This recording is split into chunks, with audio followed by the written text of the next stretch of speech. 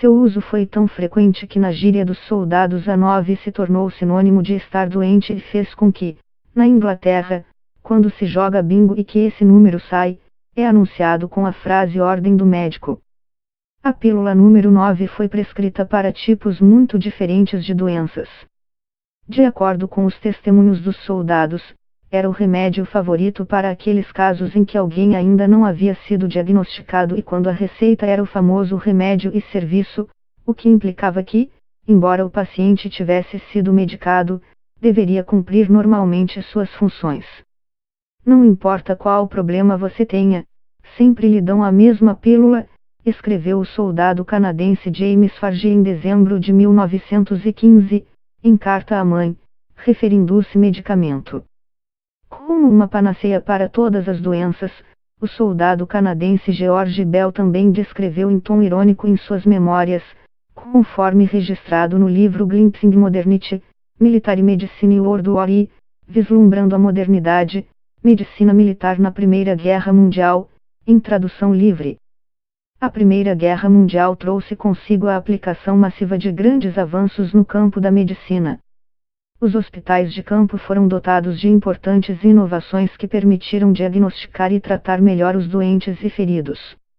Esses novos recursos incluíam, por exemplo, o uso de raios-X, desenvolvidos no final do século XIX, mas cuja utilização na Primeira Guerra Mundial os tornou uma ferramenta comum.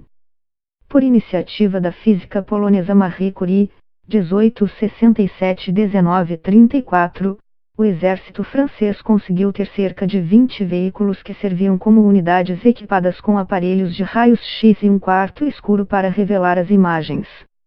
Outro avanço importante foi a realização de transfusões de sangue, cujo uso se generalizou e permitiu salvar muitas vidas entre as tropas aliadas durante o último estágio do conflito, depois que os Estados Unidos entraram em combate.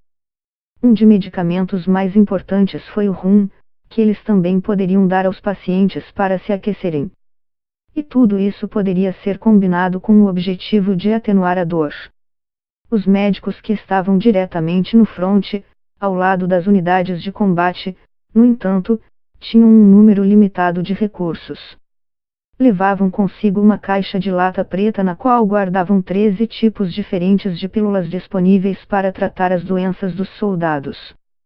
Como é explicado na seção de serviços médicos do projeto de comemoração da Primeira Guerra Mundial desenvolvido pela Universidade de Oxford, na Inglaterra, cada medicamento era identificado pelas autoridades médicas com um número e mantido em seu respectivo compartimento, e etiquetas descritivas foram evitadas para desencorajar o roubo e automedicação por parte das tropas. Além das pílulas que tinham um efeito analgésico forte como as que continham morfina e ópio, havia outro com fenacetina, acetaminofeno, que servia para diminuir a febre e amenizar a dor. Existia também uma pílula com epinefrina, adrenalina, uma com quinina, outra que servia contra a tosse, uma para diarreia ou dor de estômago e outra com permanganato de potássio. A número 9, entretanto, continha cloreto mercuroso, ruibarbo e citrulus colocynthis. Isto é, nada mais era do que um poderoso laxante.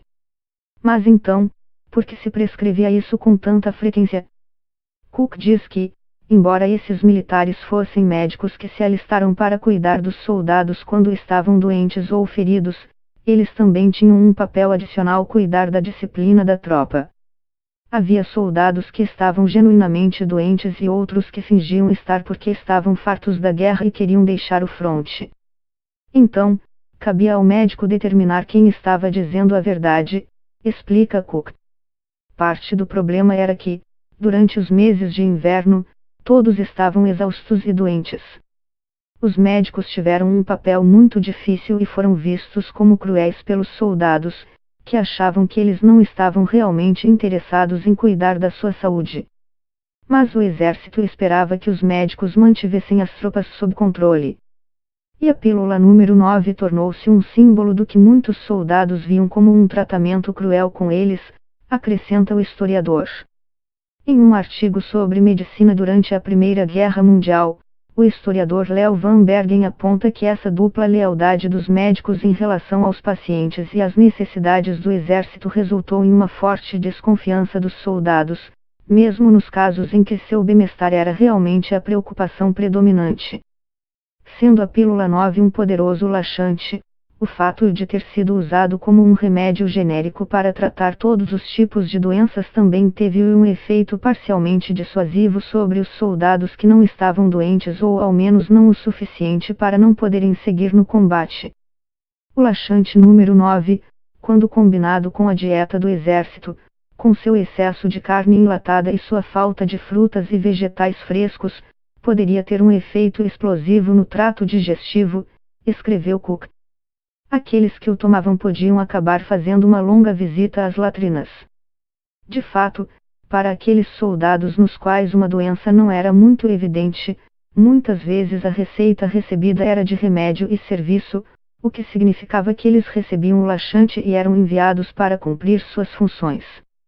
Este papel disciplinar da pílula foi evidenciado durante um debate no Parlamento Britânico em 1959, quando Charles Simmons questionou o então secretário de Estado da Guerra, Christopher Soames. Simmons elogiou o uso da prescrição de remédio e serviço, bem como a pílula número 9. Se esse tratamento ainda está disponível, por que não se aplica aos preguiçosos e neuróticos que parecem ser dispensados do exército sob qualquer pretexto? Perguntou o parlamentar. Mas, àquela altura, aquela pílula não tinha qualquer serventia no exército. O uso extensivo feito pelas forças aliadas da pílula número 9 durante a Primeira Guerra Mundial permitiu que ela se tornasse parte da herança cultural deixada por esse conflito. Nos panfletos que os soldados faziam e imprimiam durante o conflito para seu divertimento nas trincheiras, havia muitos poemas, piadas, bem como anúncios falsos e jocosos que se referiam a esse remédio. Um desses anúncios dizia: para você. Você se sente cansado. As marchas deixam seus pés doloridos. Sua carga de trabalho pesada faz você tremer. Experimente a famosa pílula número 9. Isso irá surpreendê-lo. À venda em todos os postos de saúde.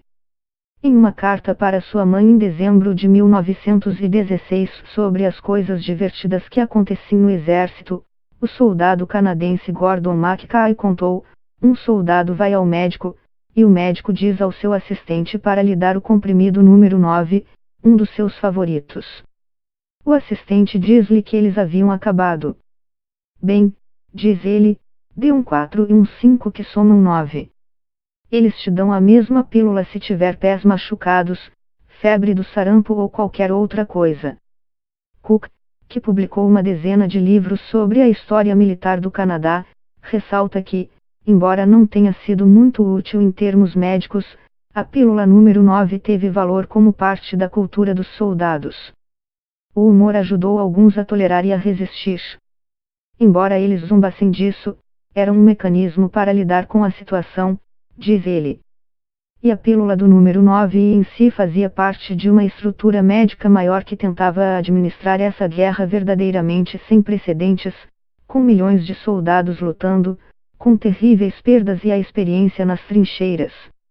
Assim, mesmo que não curasse a tosse ou diminuísse a febre ou aliviasse a dor, esta pílula quase esquecida pode ter cumprido um papel mais importante do que foi atribuído a ela.